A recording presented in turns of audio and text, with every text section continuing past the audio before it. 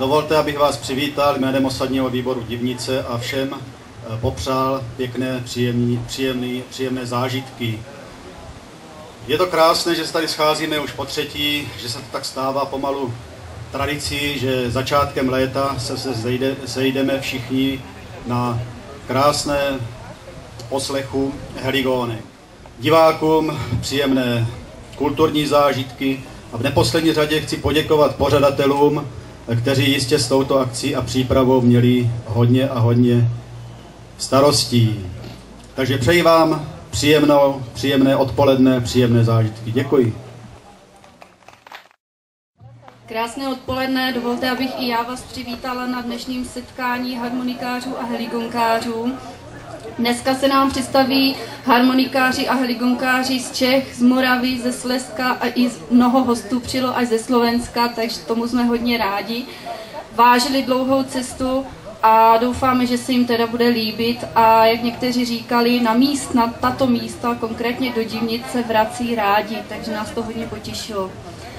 Chtěla bych ale taky srdečně přivítat i vás, diváky a fanoušky heligonkářů, protože vy jste pro vystupující velmi důležitou oporou a jak víte, někteří jsou trošku paralyzováni trémou a když jim pomůžeme a zaspíváme, tak je to potom super a dobrá nálada pro všechny. Teď se nám ukážou nebo představí znovu, přijdou v doprovodu slečen, možná někteří nahlížíte, kde je mají, ty slečny, každá z nich má téměř 100 let. Jejich tatínci právě, výrobci Hlaváčkové, by měli určitě radost, že ty slečny se dožily tolika let, pořád jim to pěkně hraje a zpívá. Ty slečny jsou totiž jejich heligonky. Díky dobrým rukám šikovného opraváře budou určitě hrát ještě další desítky let. Takže 100 oslaví zanedlouho a jsou to, každá harmonika zvlášť bude mít téměř 100 let. Takže jedna od Antonína Hlaváčka a jedna od Josefa Hlaváčka. Na to, kolik jim je, tak opravdu zní hezky. Takže ještě jednou František Patka a pan Stanislav Maček.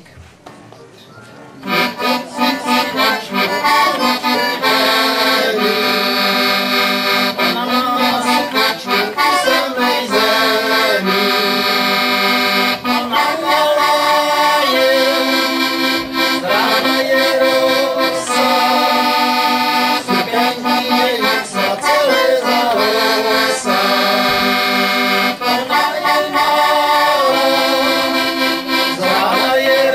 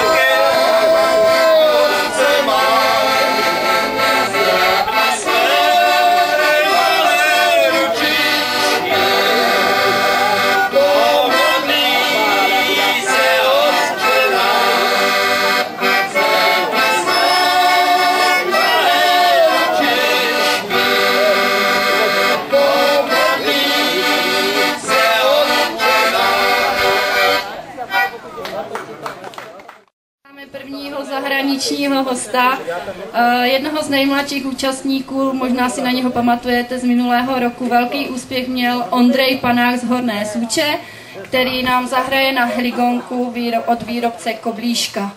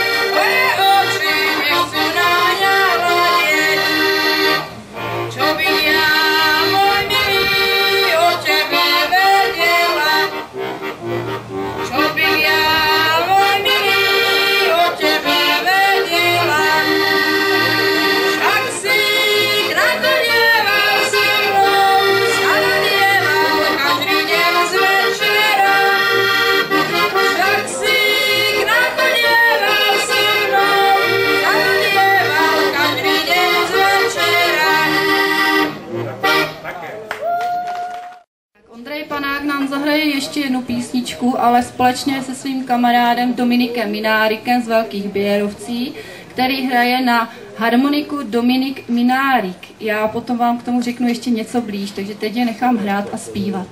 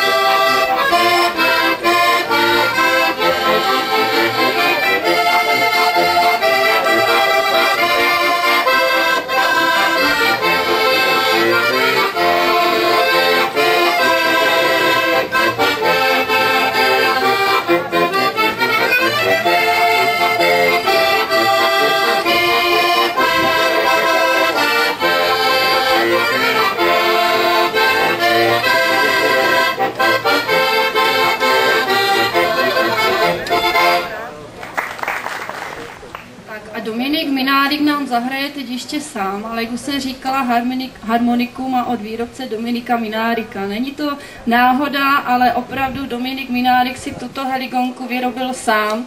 A možná si pamatujete, předloni někdy jsme si říkali, jak je to složité umět pracovat s různými materiály, které musí do sebe zapadnout, musí spolu ladit, musí spolu pasovat, takže není to určitě jednoduché. Možná, že o tomto výrobci ještě v budoucnu uslyšíme hodně. Dominik Minárik z Velkých Běrovcí.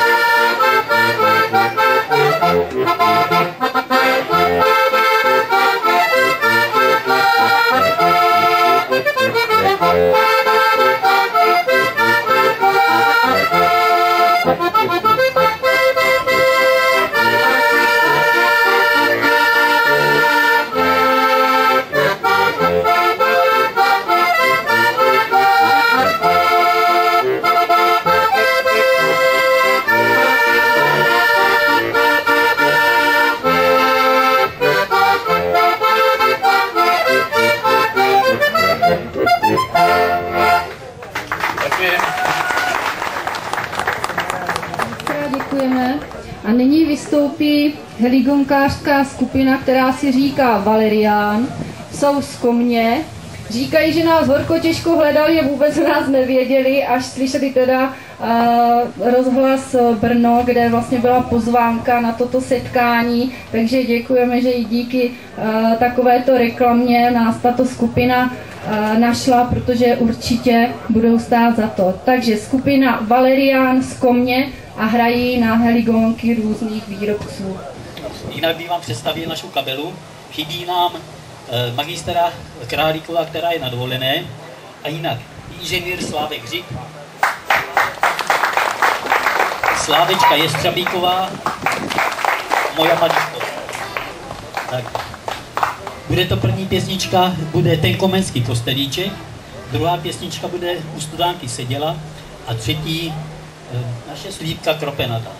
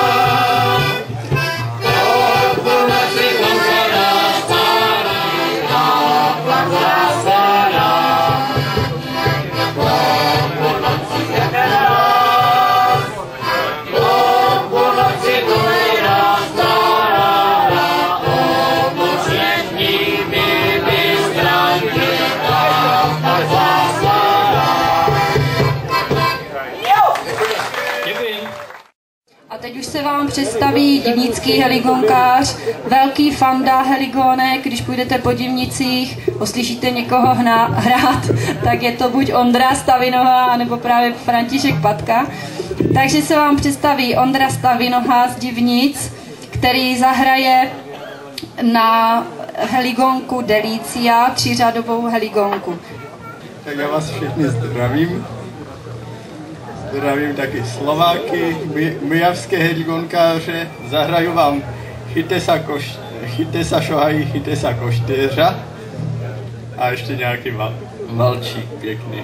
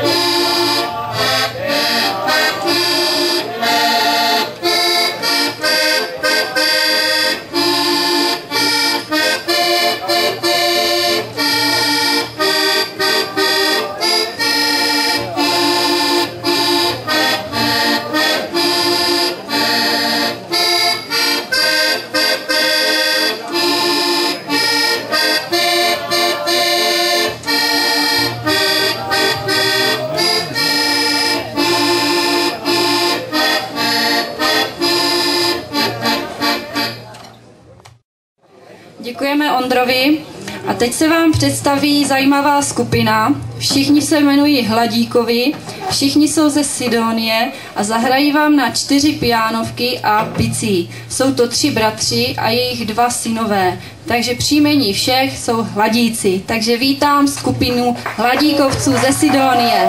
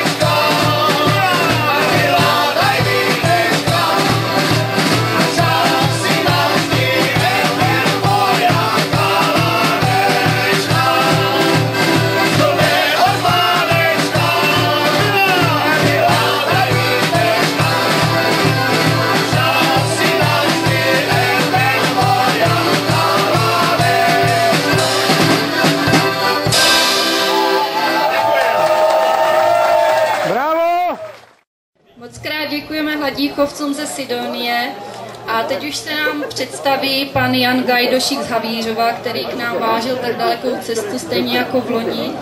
A zahraje nám na hligonku od Josefa Vavřína, výrobce z České Třebové.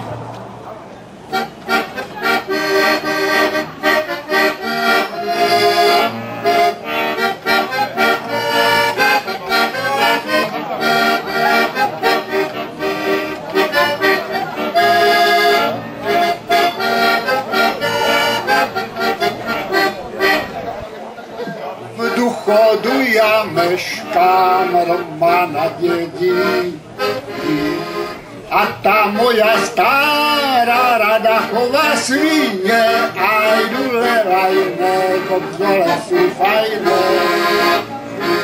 A jdu lelajné, kobzole si fajné.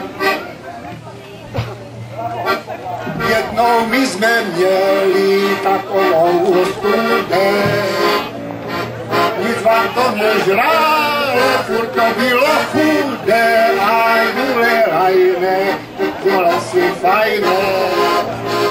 A jdu lelajné, kobzole si fajné. A ta stará praví za mýho břídoka, pojdeš do Ostravy, kupíš tam cicoka, a jdu lelajné, kobzole si fajné. A jdu lelajné, kobzole si fajné. A tak se vydal s dvoukolovým vůzkem. V Ostravě jsem potkal s kamarádem Juskem, a jdu lelajné, kobzole si fajné. A jdu lelajné, kobzole si fajné. Náhle jsme se octli u staré šalelky, bo tam dobré pivo a pěkné kelnerky, a jdu lelajné, kobzole si fajné. A jdu lelajné, kobzole si fajné. Trochu jsme pojedli a potom se pilo, až mi z 1000 20 korun zbýlo, a jdu lelajné, kobzole si fajné. A jdu lelajné, kobzole si fajné. Zahraj nám starý harmonikáři, zahraj nám písničku. I když mám bolest na srdci a slzu v očičku. Zahraj nám hezkou, tu starou českou, smutou i veselou. Zahraj nám hezkou, tu starou českou, písničku nesmrtelnou. Tvoje oči plakat budou, až budeš na mě vzpomínat. Až ti přijde harmonika, po tvoje okénečko hrá. Pak budeš litovat, že jsme šli od sebe, když jsme se tak milovali, ty mě a já tebe. A teď už po třetí vystoupí pan Jaroslav Zbranek z Kašavy. Ohlašuju jenom jeho, protože jeho dcera Izabelka ho bude jenom doprovázet, v úvozovkách jenom. A pak další písničky pak bude mít zase solo ona a tatínek ji bude doprovázet. Takže pan Jaroslav Zbranek z Kašavy a Izabelka z Kašavy hrají oba dva na hligonky značky Kahn Schwarz. My jsme muzikanti, staří balaši, hrajem a zpíváme po vlasti naší. Hrajem a zpíváme pěkně veselé, ani už asi jdete ke kavenu, nebo balaši. Jedna rodina Moravské hory, jsou naše rodina.